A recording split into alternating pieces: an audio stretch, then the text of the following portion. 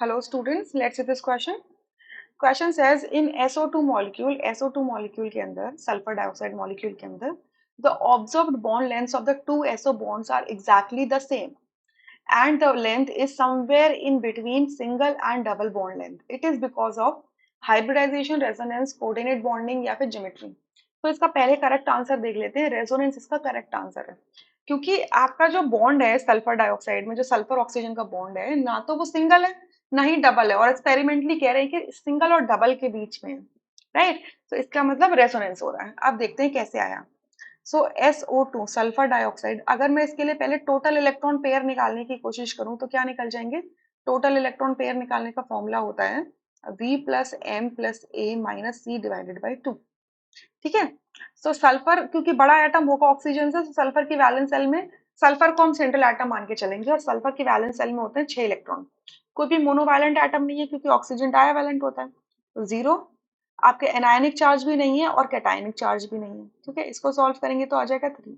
देखिए सल्फर की valence shell में 3 क्या है, टोटल इलेक्ट्रॉन पेयर है, तो इसको ऑक्यूपाई करवाने के लिए 3 हाइब्रिड ऑर्बिटल चाहिए, यानी कि sp2 हाइब्रिडाइजेशन होगी. अगर sp2 हाइब्रिडाइजेशन है यानी कि ट्राइगोनल प्लेनर बनना चाहिए. बट इसमें बॉन्डिंग इलेक्ट्रॉन पेयर देखो, बॉन्डिंग इलेक्ट्रॉन पेयर कितने हैं इसके पास में, दो ऑक्सीजन है. सो लोन पेयर कितने निकल जाएंगे, 2. सॉरी, लोन पेयर कितने आ जाएगा आपका, 1. 1 2 3 माइनस 2 1. यानी कि जो इसकी शेप होगा, शेप कैसा होगा इसका, एंगुलर होगा, बेंड कह लो, वी कह लो. ठीक है. यानी कि इसका कुछ शेप ऐसा हो जाएगा. सल्फर एक ऑर्बिटल जो होगा sp2, एक ऑर्बिटल होगा, वो आपका क्या करेगा, लोन पेयर कैरी करेगा, और 2 आपके ऐसे बॉन्ड बनाएंगे इस तरीके से. ठीक है. इस तरीके से बनाएंगे. अब आप देखो सल्फर की जो वैलेंस शेल होती है उसके अंदर सिर्फ 6 इलेक्ट्रॉन होते हैं, और ऑक्सीजन की भी वैलेंस शेल में क्या होंगे, सिर्फ 6 इलेक्ट्रॉन होंगे. This is the basic thing we know. Right. This is the basic thing we know. Right. अब अगर सल्फर को अपना ऑक्टेट कंप्लीट करना है तो वो एक ऑक्सीजन के साथ में बॉन्ड के 2 इलेक्ट्रॉन शेयर करेगा. सो एक सल्फर का ऑक्टेट कंप्लीट और इस वाले ऑक्सीजन का कंप्लीट. बट ये नेक्स्ट ऑक्सीजन है, इसका ऑक्टेट कंप्लीट नहीं है, और सल्फर ऑक्टेट कंप्लीट कर चुका है. बट सल्फर के पास में क्या है, सल्फर के पास में क्या है, एक एक्स्ट्रा लोन पेयर अवेलेबल है. तो ये क्या करेगा, इसको डोनेट कर देगा, यानी कि कोऑर्डिनेट बॉन्डिंग बनाएगा. म्यूचुअल शेयरिंग नहीं है यहाँ पर इलेक्ट्रॉन की. यहाँ पर क्या कर रहा है, सल्फर अपना एक एक्स्ट्रा इलेक्ट्रॉन पेयर जो कि लोन पेयर है, जो काम में नहीं आ रहा है, वो डोनेट कर दे रहा है ऑक्सीजन को. तो ऑक्सीजन इसको ले लेगा. तो ये या तो आप इसको इस तरीके से दिखा दो, या इसका दूसरा तरीका होता है दिखाने का ऐसे. Sulphur double bond oxygen, sulphur क्योंकि अपना लोन पेयर दे रहा है तो इस पे आएगा पॉजिटिव चार्ज, और ऑक्सीजन क्योंकि लोन पेयर ले रहा है तो इस पे आएगा नेगेटिव चार्ज. तो इस तरीके से भी आप दिखा सकते हो. अब क्योंकि पॉजिटिव और नेगेटिव चार्जेस आप यहाँ पे देख पा रहे हो, और बिल्कुल सही से भी पॉजिटिव नेगेटिव चार्ज है. Less electronegative atom positive charge carry कर रहा है, more electronegative atom negative charge carry कर रहे हैं.